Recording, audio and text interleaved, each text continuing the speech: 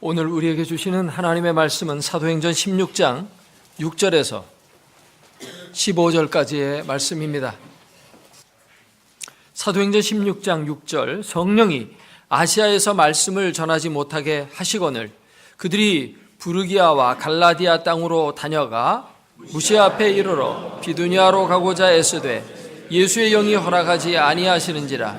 무시아를 지나 두로아로 내려갔는데 밤에 환상이 바울에게 보이니 마게도냐 사람 하나가 서서 그에게 청하여 이르되 마게도냐로 건너와서 우리를 도우라 하거늘 바울이 그 환상을 보았을 때 우리가 곧 마게도냐로 떠나기를 힘쓰니 이는 하나님이 저 사람들에게 복음을 전하라고 우리를 부르신 줄로 인정함이러라. 우리가 드로아에서 배로 떠나 사모드라게로 직행하여 이튿날 네아폴리로 가고 거기서 빌립보에 이르니 이는 마게도냐 지방의 첫 성이요 또 로마의 식민지라. 이 성에서 수일을 유하다가 안식일에 우리가 기도할 곳이 있을까 하여 문 밖 강가에 나가 거기 앉아서 모인 여자들에게 말하는데 두아디라시에 있는 자색 옷감 장사로서 하나님을 섬기는 루디아라 하는 한 여자가 말을 듣고 있을 때 주께서 그 마음을 열어 바울의 말을 따르게 하신지라. 그와 그 집이 다 세례를 받고 우리에게 청하여 이르되 만일 나를 주 믿는 자로 알거든 내 집에 들어와 유하라 하고 강권하여 머물게 하니라. 아멘.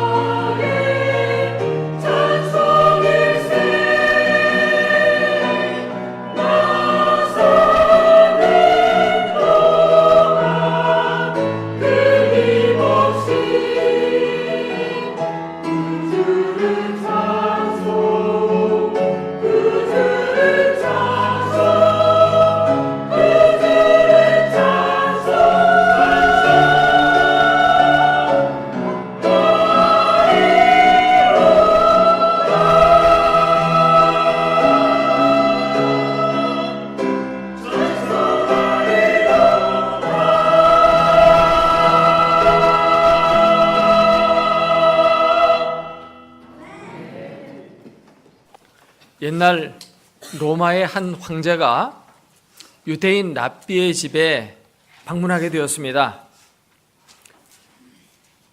유대인의 하나님을 빈정대면서 그 황제는 이렇게 이야기를 했습니다. 당신이 믿는 하나님은 잠자는 남자의 갈비뼈를 훔쳐다가 여자를 만들었다고 하지? 왜 남의 허락도 받지 않고 갈비뼈를 빼갔을까? 그 도둑질이 아닌가? 위대한 하나님이 도둑질을 하다니 실망인걸. 그자 랍비는 이렇게 얘기했습니다. 황제 폐하, 얼마 전에 저희 집에 한 도둑이 들어왔습니다. 그거 참 안 됐군. 그래, 무엇을 훔쳐갔는가? 작은 항아리 하나를 훔쳐갔습니다. 다행이네. 작은 항아리 하나 훔쳐갔으니까. 그런데 참 이상한 일이 생겼습니다. 그건 뭐냐니까 그가 항아리를 훔쳐가 놓고는 금 항아리를 놓고 갔습니다. 이상하다. 그런 도둑도 다 있나? 아마 자네를 도우려고 온 것이 아니었나? 그런 도둑이라면 내 궁궐에도 들어왔으면 참 좋겠는데 하면서 황제는 웃었습니다. 그때 랍비는 조용히 미소를 띠면서 이렇게 얘기했습니다. 하나님께서 하신 일도 그와 같지 않습니까? 남자는 갈비뼈 하나를 잃는 대신에 짝이 되는 여자를 얻었으니 도둑질 당한 것이 아니고 오히려 큰 선물을 받은 것이 아니겠습니까? 황제는 무안해서 얼굴을 붉히고 흔쾌히 자기가 한 말을 취소했다고 합니다. 하나님은 우리에게 때로는 시련도 혹은 아픔도 주실 때가 있습니다. 하지만 그것을 통해서 다른 축복이 더 크게 우리에게 온다는 사실입니다. 하나님이 때로는 우리의 길을 막을 때가 있습니다. 그러나 하나님은 더 좋은 길을 열어주시는 것입니다. 우리 하나님은 우리의 필요를 아시고 언제나 더 좋은 것을 우리에게 공급하십니다. 세계는 크게 동양과 서양으로 나누어집니다. 고대에는 서양이 동양보다 훨씬 못 살았습니다. 4대 문명의 발상지가 다 동양 쪽이에요. 서양에는 문명이 발달되지 않았습니다.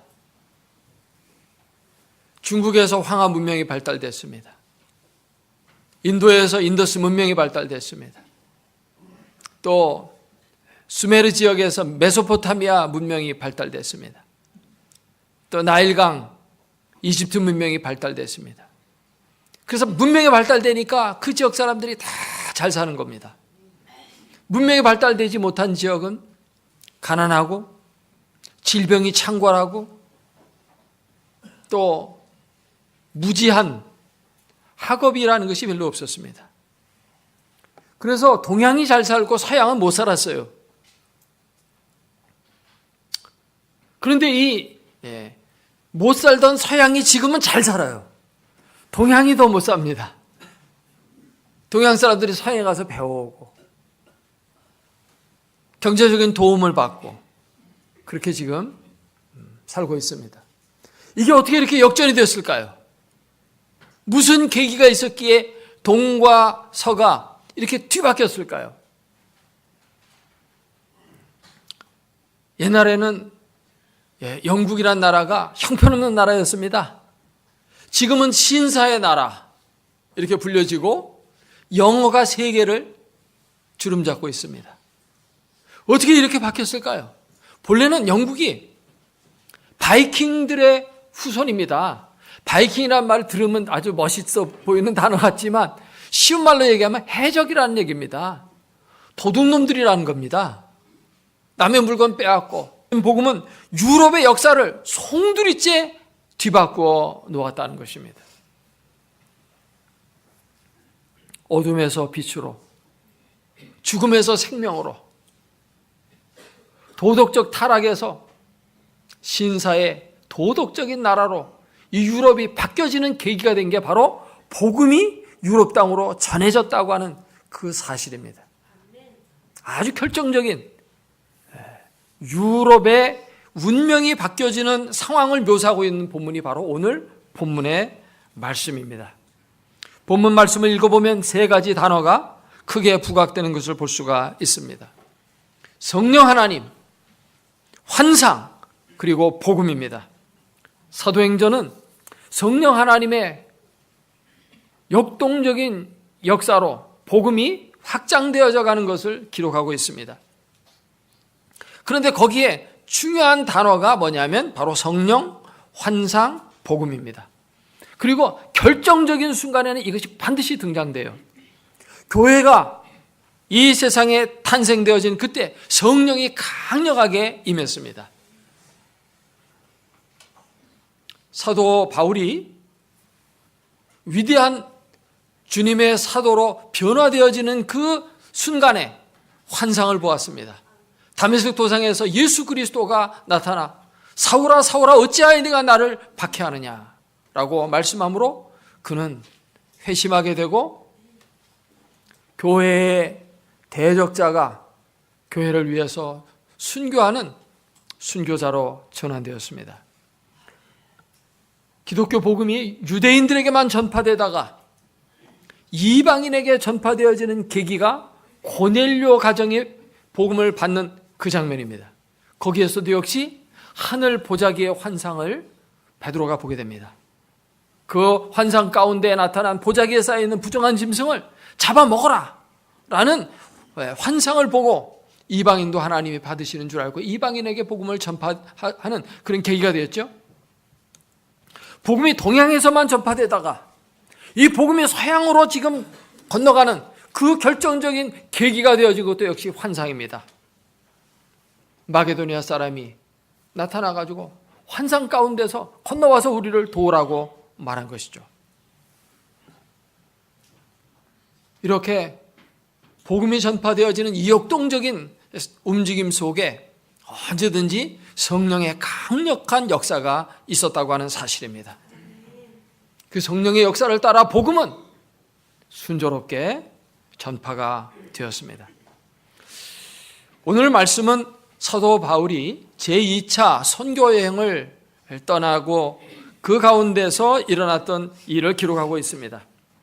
바울과 실라는 선교여행을 떠나게 되는데 제2차 선교여행은 제1차 선교여행 때 이곳저곳에 복음을 전했는데 그곳을 다시 방문하고자 하는, 그래서 그들이 복음을 받고 지금 어떻게 지내고 있는지 그것을 살펴보고자 하는 목적을 가지고 이제 출발을 했습니다. 그러면서 가는 도중에 여러 다른 지역에도 복음을 이제 전하게 되었습니다.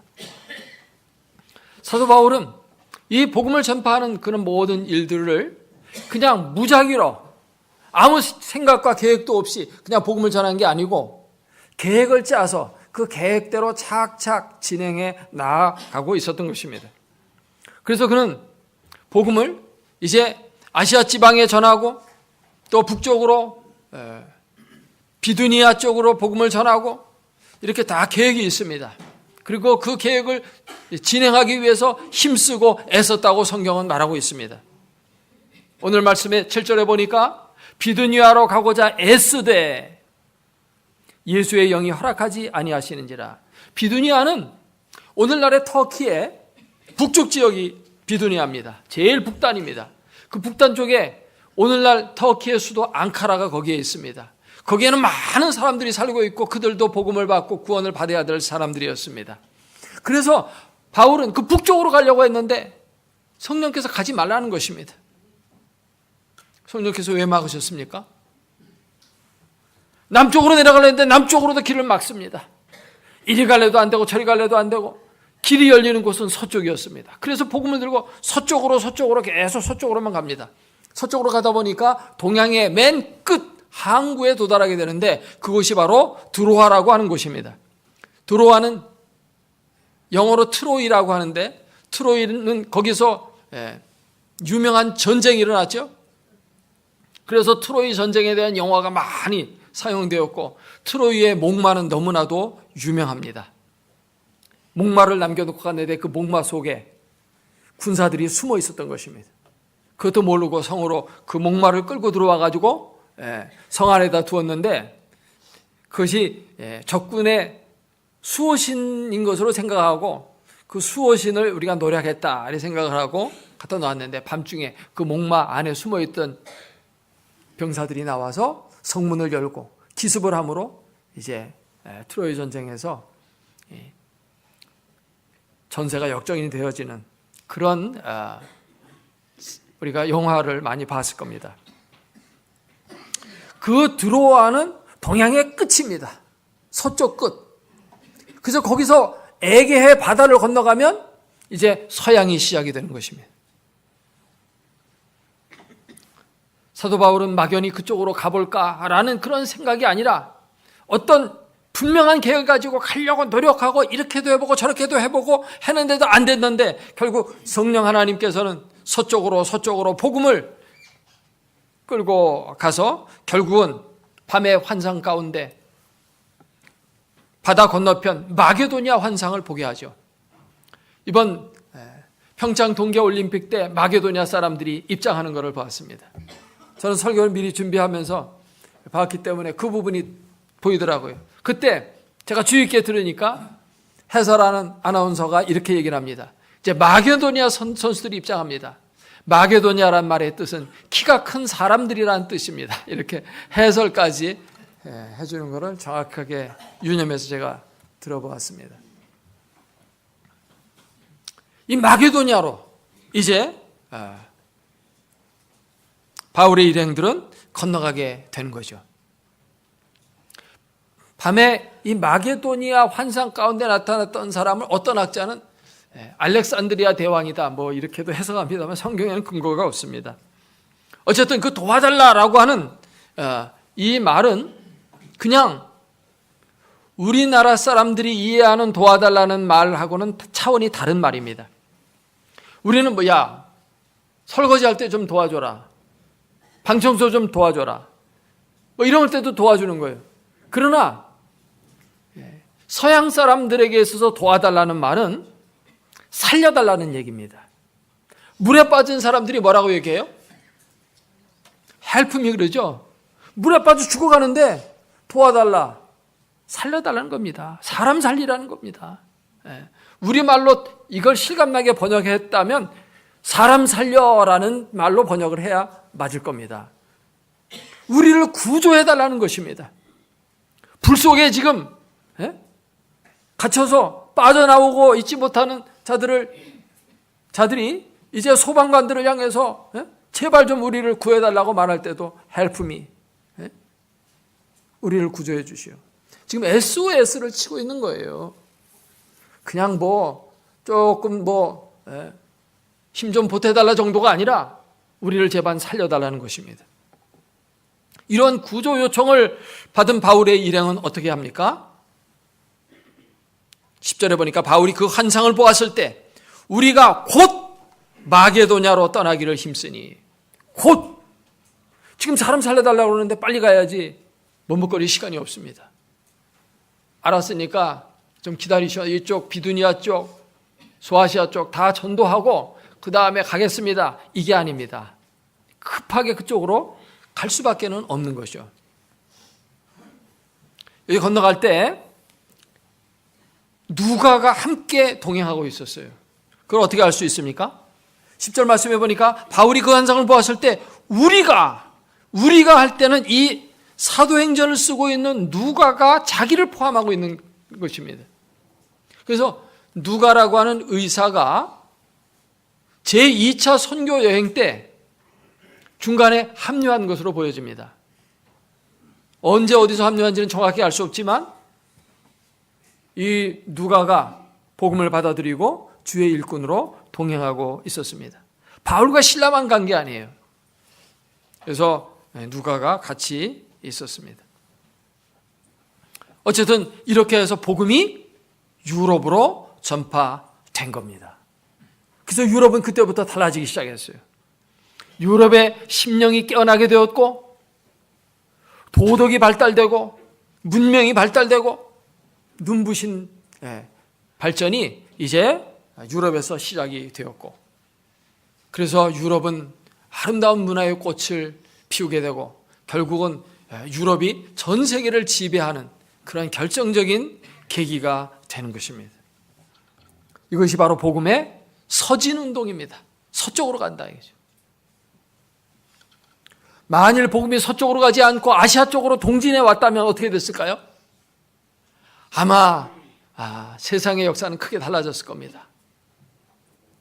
동양이 마치 서양처럼 되고 서양이 동양처럼 되어서 이 동양이 잘 살고 하나님의 축복을 받게 되었을 거예요. 그런데 안타깝게도 복음은 서쪽으로 갔어요. 우리나라에 복음이 들어오기 전에 우리나라는 어둠이었습니다. 그것이 바로 언더우드의 기도문 속에도 잘 나타나 있습니다. 우리나라 최초의 선교사 1885년에 부활절 아침에 언더우드 아펜서가 들어왔는데 그 언더우드의 기도문 속에 이런 글이 있습니다. 오 주여, 지금은 아무것도 보이지 않습니다. 보이는 것은 고집스럽게 얼룩진 어둠뿐입니다. 어둠과 가난과 인습에 묶여있는 조선 사람들 뿐입니다. 그러나 이곳이 머지않아 은총의 땅이 되리라는 것을 나는 확실히 믿습니다. 우리나라에 복음이 들어옴으로 빛이 비춰졌습니다. 유럽에도 이렇게 복음이 들어감으로 말미암아 밝은 새로운 시대가 개막된 것입니다. 어두운 밤이 끝나고 밝은 아침이 동토하게 되었습니다. 복음은 마치 태양과도 같습니다. 태양은 어디서 뜨죠? 서쪽에서 뜰까요? 동쪽에서 뜰까요? 동쪽에서 태양이 떠오릅니다. 그래 중천을 지나서 어느 쪽으로 집니까? 서쪽으로 집니다. 복음이 그렇게 움직였어요. 복음이 동쪽에서 시작돼서 서쪽으로 이렇게 움직입니다. 그래서 유럽을 지나서 유럽에서 미국으로 가고 미국에서 다시 또 서쪽으로 와가지고 우리나라에 복음이 들어오게 됐습니다. 우리나라의 복음은 미국 사람들이 가져다 준 겁니다. 그리고 이 복음은 여기에 멈추지 않고 어디로 갑니까? 서쪽으로 계속 가서 동남아시아로 가고 중국으로 가고 인도로 가고 마지막에 도착되는 자리가 어딜까요? 예루살렘입니다. 복음은 예루살렘에서 시작돼서 한 바퀴 세계를 서쪽으로 움직이면서 한 바퀴를 도는 것입니다. 그렇게 하면 하루가 끝나는 것입니다. 하루가 해가 떠서 한 바퀴 돌면 하루가 끝나듯이 인류의 역사도 끝이 나게 됩니다. 마태복음 24장 14절 말씀해 보니까 예수님이 이렇게 말씀했습니다. 이 천국 복음이 모든 민족에게 증언되기 위하여 온 세상에 전파되리니 그제야 끝이 오리라. 사도 바울은 로마서 11장 25절에서 형제들아, 이 신비를 너희가 모르기를 내가 원하지 아니하노니 이 신비는 이방인의 충만한 수가 들어오기까지 이스라엘의 더러는 우둔하게 된 것이라. 그리하여 온 이스라엘이 구원을 받으리라. 복음이 이스라엘에서 시작됐어요. 근데 이스라엘 사람들이 복음을 거부했어요. 그래서 이 복음이 어디로 갑니까? 이방인들에게 갔어요. 그 이방인들에게 가는 그 복음이 어디로 갑니까? 서양으로 넘어갑니다. 그래서 한 바퀴 빙 복음이 돌아요. 그래서 다른 나라 사람들이 다 복음을 받아들여서 잘 살고 행복하고 그 영혼이 깨어나고 도둑놈들이 의로운 사람으로 바뀌어지고 착한 사람이 되고 뭔가 이런 변화들이 일어나고 하나님의 나라가 확장되어져 가는 모습을 보면서 유대인들의 마음속에 시기가 나는 것입니다. 본래 저 복음은 우리 거였는데 우리 조상들이 그걸 모르고 복음을 배척했는데 복음을 받아들이는 나라들마다 저렇게 다 잘 되는구나. 어둠이 물러가고 빛이 오는구나. 그걸 깨닫고 시기가 나요. 그래서 유대인들이 마침내 다시 우리가 저 복음을 우리 거니까 우리가 받아들이자 하면서 유대인들이 복음을 받아들여서 이제 주님께로 돌아오게 되어지는 그때 결국 복음은 한 바퀴가 다 돈 거고 이 땅에 종말이 찾아오게 됩니다. 이것이 바로 최근에 일어나고 있는 Back to 예루살렘으로 복음을 이제 전하자는 그런 운동입니다. 이것이 바로 인류 역사의 마지막 선교 운동입니다. 종말의 때가 가까이 왔습니다.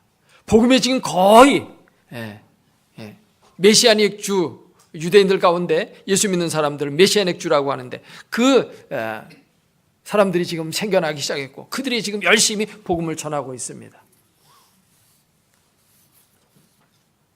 우리는 이 본문을 통해서 몇 가지 중요한 교훈을 배우게 됩니다. 첫째로는 하나님의 일이라고 해서 다 하나님의 뜻은 아니라고 하는 것입니다.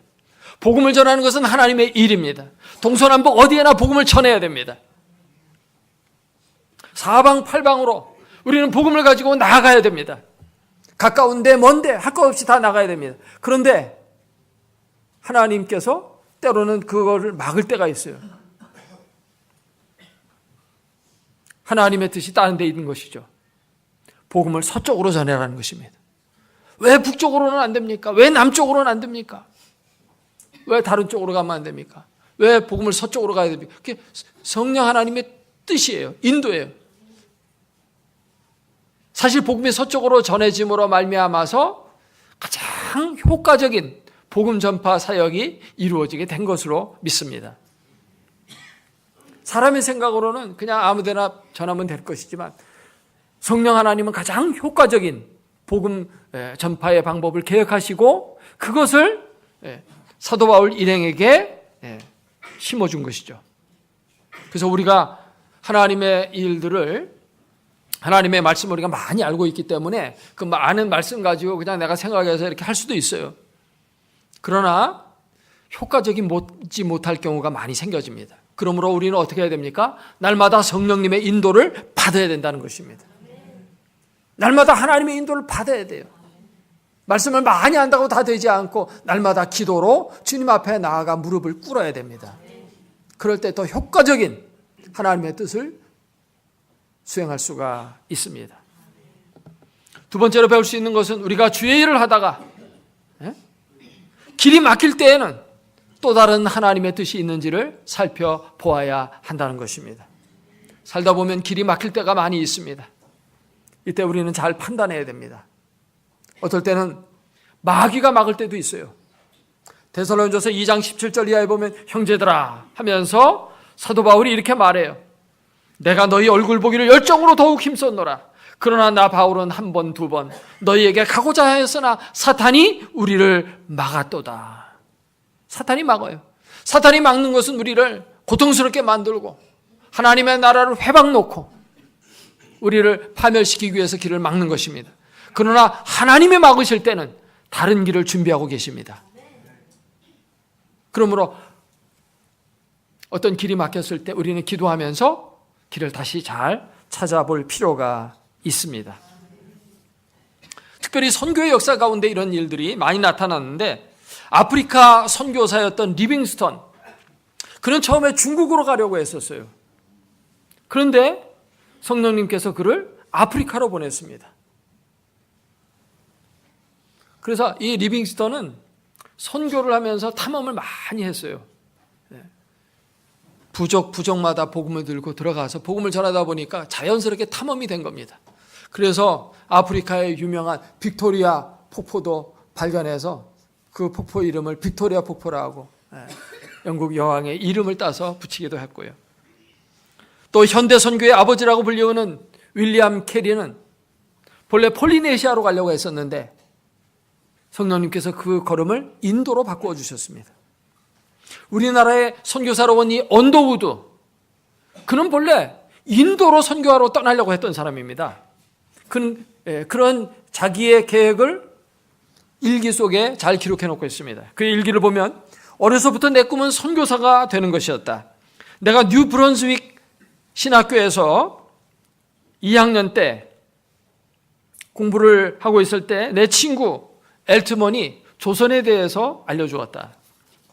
내가 그때 처음 조선에 대해서 알게 되고 강한 인상을 받았지만 그동안 나는 인도에 선교하러 가려고 꾸준하게 인도어를 공부를 해왔기 때문에 인도로 가려고 했지 조선으로 가려고 하는 생각은 갖지 못했다. 그런데 그 무렵 돌연 내 마음속에 하나님의 목소리가 강하게 들려왔다. 너는 왜 조선으로 못 가느냐? 왜 너는 조선으로 가지 못하느냐? 이 음성이 들려왔어요. 그때서야 비로소 미 전도국인 조선의 선교의 우선순위가 있다는 것을 다시금 생각하게 되었고 나는 비로소 내가 조선으로 가야 할 사명자라는 것을 깨닫게 되었다. 그리하여 그동안 준비해온 인도 선교를 접고 조선 선교를 하기로 결심을 바꾸었다라고 말하고 있습니다. 이렇게 성령 하나님께서 사람들의 마음을 바꿔서 원하는 곳으로 보내십니다. 선교에 우리가 관심을 갖고 있고 전도 잃어버린 영혼에 대한 관심이 있지만 성령 하나님은 더 큰 관심을 갖고 계시고 더 효과적인 방법을 준비하고 계시다는 것입니다. 잃어버린 영혼에 대한 열정, 그것은 우리뿐만 아니라 하나님이 먼저 갖고 계세요. 하나님의 그 열정이 우리를 움직이는 것입니다. 할렐루야. 본문에서 배울 수 있는 가장 중요한 교훈은 무엇이냐면 그것은 복음의 소중성입니다. 복음은 영혼을 살리는 것입니다. 사람의 영이 살아야 육이 사는 것입니다. 살리는 것은 영이니 육은 무익하다고 했습니다. 죽은 자들이 하나님의 음성을 들을 때가 오나니 곧 이때라. 이 말씀을 듣는 자들은 살아날 것이라고 말씀하고 있습니다. 복음은 생과 사의 문제예요. 경제적인 문제는 조금 잘 살고 못 살고의 문제이지만 복음의 문제는 생명의 문제인 것입니다. 복음을 들고 산을 넘고 바다를 건너는 그런 열정이 우리에게 필요합니다. 데이빗 브레이너드의 일기 가운데 그가 영혼에 대한 간절한 열정, 그것이 얼마나 중요한지를 이렇게 표현하고 있습니다. 한 영혼을 주님께 인도할 수만 있다면 내가 어디에 있든지 어떻게 살든지 또 무엇을 견디게 되든지 나는 관계하지 않겠다. 아무리 힘들고 어렵고 심지어 감옥에 가고 사람들에게 매를 맞는다 할지라도 그것은 한 영혼을 구하는 것에 비하면 아무것도 아니라는 것이죠. 영혼에 대한 소중한 가치, 복음이 그렇게 중요하다는 것입니다. 내가 아무리 박식하고 능란하며 심오한 설교와 청중을 감동시키는 웅변을 할 줄 아는 그런 사람이라 할지라도 인간의 심령에 대한 뜨거운 사랑의 결핍, 그것을 가지고 있지 못하다면 그것은 아무것도 아니라는 것입니다. 우리가 아무리 돈이 많고 아무리 높은 권세를 갖고 있다 할지라도 잃어버린 영혼에 대한 애타는 마음이 없다면 그것은 별로 가치가 없는 것들이라는 것입니다. 복음을 전하는 것은 생명을 살리는 일입니다. 복음보다 소중한 가치는 없습니다. 하늘이 열릴 때 땅이 열립니다. 어둠이 물러갈 때 빛이 오고 그것을 가져다 주는 게 바로 복음이라는 것이죠. 여기 마게도니아 사람이 환상 가운데 나타나서 건너와서 우리를 도우라고 외쳤습니다. 이것은 영혼을 살려달라는 부르짖음이었습니다. 제발 우리를 죽음에서 건져달라는 애타는 외침이었어요. 그걸 들을 줄 알아야 됩니다. 사도 바울은 그걸 들었어요. 물에 빠져 죽어가는 자 살려달라고 부르짖을 때 누가 뛰어가지 않겠습니까? 타는 불 속에서 지금 살려달라고 외칠 때 누가 도우러 가지 않겠어요? 우리가 복음을 들고 그렇게 나가야 하는 것입니다. 성령님의 인도를 따라서 바울 일행은 배를 타고 바다를 건너서 마게도니아 첫성 빌립보에 이르게 되었는데 거기에서 루디아라고 하는 여성을 만나게 하고 벌써 하나님이 준비시켜 놓은 것입니다.